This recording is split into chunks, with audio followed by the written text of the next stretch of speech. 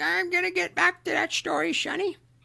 Just, just you listen to Boomer, great one. He's gonna tell you about how it was back in the olden days, back before fire, back when we walked uphill for everything. In fact, we didn't even have a concept of downhill because there was no downhill. Everything was uphill.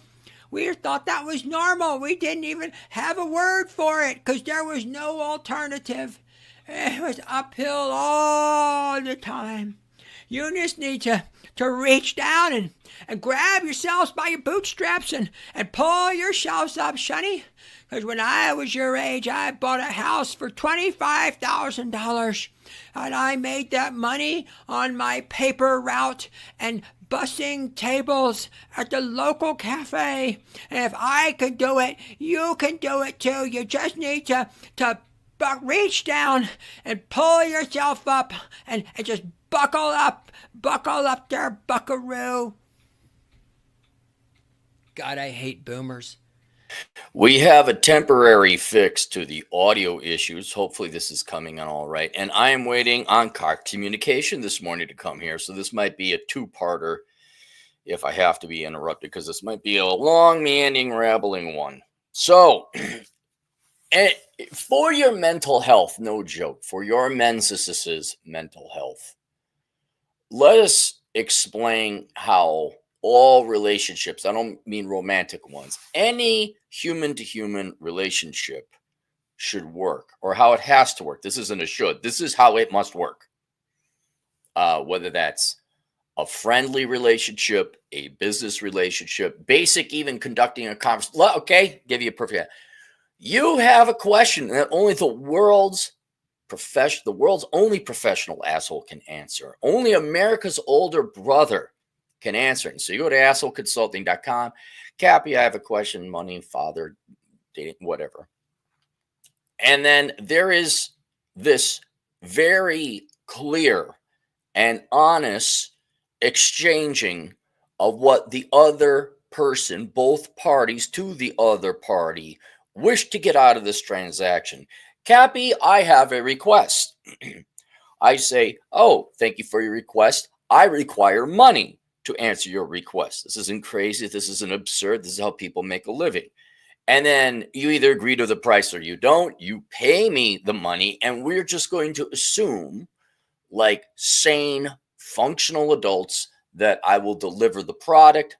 I will satisfy your question to give you information that you can then go either resolve your problem or start making progress towards resolving your problem. And then we go on our merry way. When I go to the gas station, I need gas. All right. See, it's so clear. It's even implied. I don't have to walk into the gas station. Hello, fellow, what's the word? A fellow purveyor of gasoline. I wish to purchase some of your gas. They kind of know you're there to purchase the gas. But if there was any confusion, you'd tell the purveyor of gas, I wish to purchase your gas, sir. Oh, well, tiddly toss, winkly dinks. He's got a monocle. It's all very fancy. And you give the person money because they need to live. They need to make a profit. And you get the gas because your car needs to go, probably also so that you can live, go to work, and continue on with life. Friends. Bob. Yeah, Frank? You want to go fishing? Yes, I do. There's no obfuscation. There's no confusion. There's no ethereal, amorphous, maybe bullshit. It's a very clear, do you want to go bowling? Yes, I want to go bowling. Or no, I don't want to go bowling. And there's no confusion. None whatsoever. Unless you throw in a curveball, unless you throw in a complicating variable. And that is where one person wants something out of the other person that the other person is not willing to reciprocate what the person wants. They're not willing to give that up. And it isn't just sex. I know that's where we're going to be going inevitably, or dating or courtship between men and women. But I have it's a fascinating little study or observation in a microeconomics is we all had that one kid whose parents got him the latest video game console. I remember in my day, what was it? Yeah, it was Nintendo. I remember the kid. I won't mention his name. Good kid, good guy. One of the few people who brought up under a wealthy family didn't turn into an insufferable prick. Um, he was the first kid in the neighborhood to get a Nintendo. Now, of course, I think probably Christmas or whatever. Maybe it was his birthday. I don't know. Him and his siblings played the shit out of that thing, right? So they got their fix, and they weren't bored of it, but they were like, okay, we've had our film, and we want to go play baseball. But not the neighborhood kids. Every neighbor, oh, he was our best friend, and we all wanted to play. And he was like, dude, I don't want to play. And then we're like, okay, we got to figure out what this guy wants to do. All right, what do you want to do? And then we go, oh man, times were shit. We had to go play whatever, bloody murder, kick the can, baseball, football, whatever it was we play in the neighborhood with our friend. And we got to tolerate this guy play this stupid game outdoors and enjoy our childhood. Now can we play the Nintendo? But we had to give a lot. But even that was an understandable and clear dynamic. But the point of that is to show that when one person just isn't interested in the party of the other, the interests of the other. Now you got some laws of 48 powers of bullshit. I just hate that kind. It's just like, really, we just got to manipulate humans. Huh? I don't like the premise of that book. I really don't. I'm like, could we just voluntarily help one another? Of mutual interest. Is that too libertarian? Nah, never mind. But it shows you there needs to be that double coincidence of wants. Both parties need to gain equally in that. And one of the most lopsided relationships that form are romantic ones, which I'm almost thinking about just dispensing with romantic, because men really aren't interested in the romance. We just want sex. That's really, yes, they don't. It's more than that. I admit it's more nuanced and complicated, but for the sake of analysis, and 85% of the reason, as I've said before, is men. That's what we're interested in women. And if we have, well, what about personality and all that? We have a term for women we don't want to have sex with but we like this called friends. And so I know not everything is based on sex, but if it's going to go from a friendly relationship to a romantic one, sex has to be there. Lust and being physically attracted to the opposite sex is the foundation. I want to say it again, the foundation of all romantic relationships. And I don't know, go climb a tree if you don't like that fact. I don't know, complain that the sky is red. Now, what has happened to a whole new level of complication is we go back to my buddy in the neighborhood who had the Nintendo. Instead of, yes, I want you to come over and we play Nintendo, there was a foreplay, essentially, a ritual, a process, a penance, a payment that had to go, a complication that had to be done first before we could go play the Nintendo. And it would, in hindsight, those were good times. We had to go play baseball, or we had to go do something. And then he would be bored enough. Does it sound familiar? Like, he'd be bored enough that he would, all right, let's play the Nintendo. Yay, we get to play Nintendo. Nintendo and Sex, my upcoming book.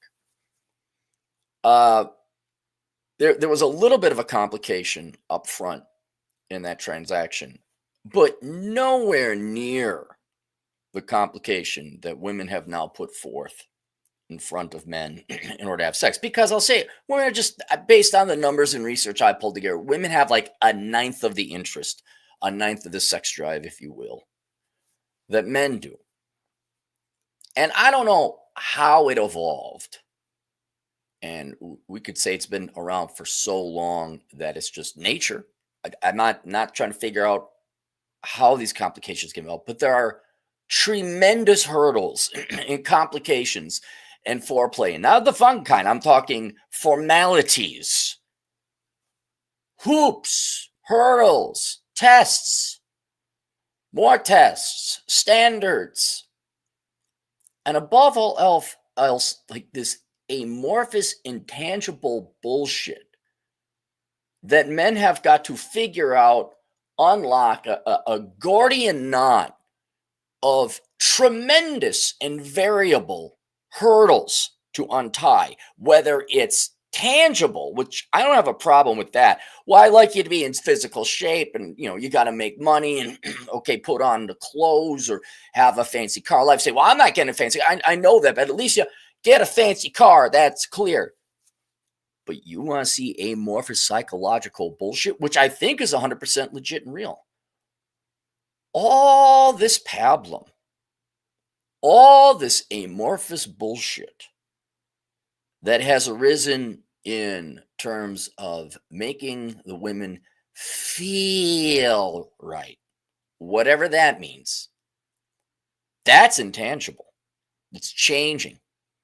And you can see this manifested in all the, dude, we put less effort on figuring out how to get to the moon than we did trying to unlock what do women want. There, that's it. There's your Gordian knot. What do women want? We know some basic things. Yeah, you can't be a fat slouch. You got to have your shit together. But then you could even have, well, what are they looking for? What do they want? And I think the pinnacle example of what I'm talking about here was, hang on, you know what? Let me do her justice. I think her name is the Red Pill Wife. And she's quote unquote on our team. I wanted to give her, because she's good. And yeah, the Happy Wife School. I'm sorry, the Happy Wife School. She had a video someone sent to me about why women, it's not that they don't like sex, because again, amorphous, what do they are? We don't know. But that was basically it. Why women don't like sex. And it was the 5 main things. And I watched it, and I kind of know her from consuming previous videos of her. I think she's an intellectually honest person. It was jaw-dropping, the amount of in women's heads when it came to having sex. I can't even describe it. You really got to go. We did a Rule 0 video on my channel. If you want to watch it, we kind of cover it there. I think just watching her video would be much more succinct. And I'm not criticizing this woman at all. I 100% believe it. That's why I think it's naturally evolved to this, where it's like, do you want, like, if I asked you, do you want ice cream? Yeah, I do. Nope, not with women in the pursuit of men, specifically the sex.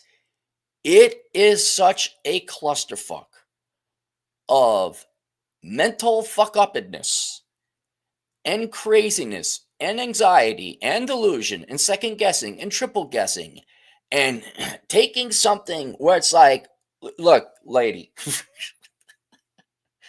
do you want the ice cream or not? And it is so complicated. What was it? Things that they were absurd. They were absurd.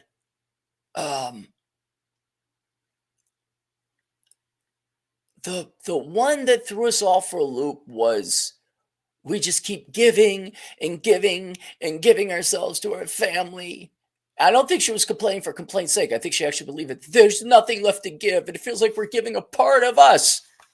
I'm sorry, is there a warehouse where there's units of you that you give away, therefore giving away parts of us? I don't have an inventory where there's parts of Cappy.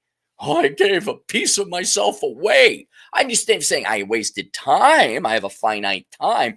But I think it went beyond it. Like this, I have nothing left to give. Literally nothing left to give. Like, you're here, ain't you?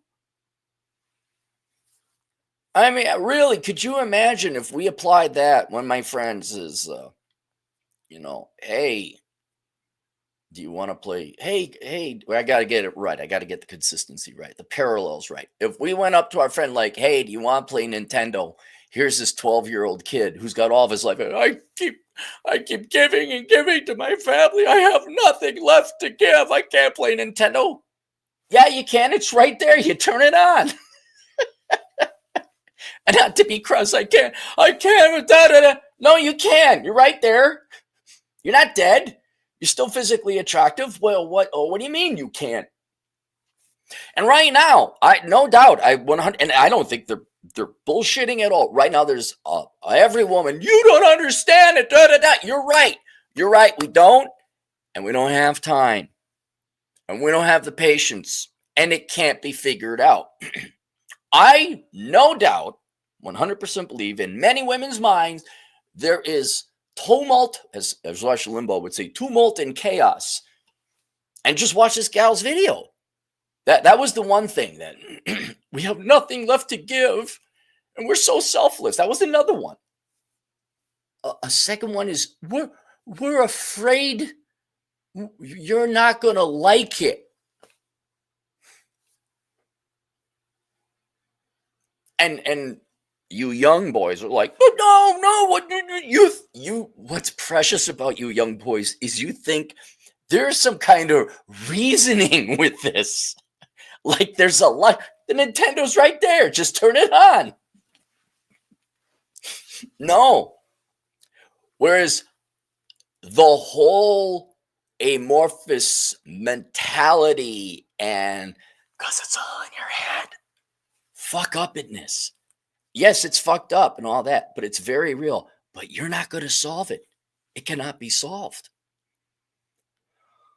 Another one was a weird one. She said the main one is that we nag our men to death and we turn them into men we no longer want to fuck.